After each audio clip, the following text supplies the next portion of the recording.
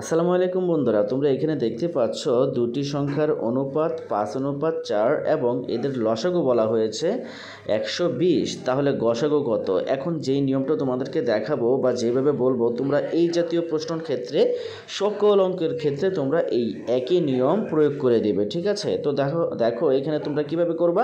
এখানে দেখো দুটি সংখ্যার অনুপাত যে দেওয়া আছে 5:4, এই দুইটা সংখ্যাটাকে আমরা গুণ করে দিব, ঠিক আছে বন্ধুরা? এই দুইটাকে আমরা কি করে দেব?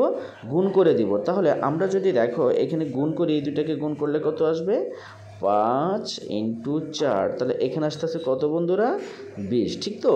আর এইখানে যে সংখ্যাটা রয়েছে 120, তো এই 120কে আমরা এইখানকার দুইটা গুণফল দিয়ে এটাকে আমরা ভাগ করে দিব। তাহলে দেখো আমি যদি এটাকে ভাগ করি, দেখো আমি কিন্তু শর্টকাটে করতেছি, ঠিক আছে? তাহলে 120 এটাকে যদি আমি এখানে 20 দিয়ে ভাগ করি, দেখো এটা কাটাকাটি করলে কত হবে? 0 0 কাটা দাও, 2 দিয়ে 12কে কাটা দাও। তোমরা পরীক্ষার হলের ভিতরে ক্যালকুলেটারে চাপ দিলেই হয়ে যাবে, এটাকে শর্টকাট বোঝানোর জন্য।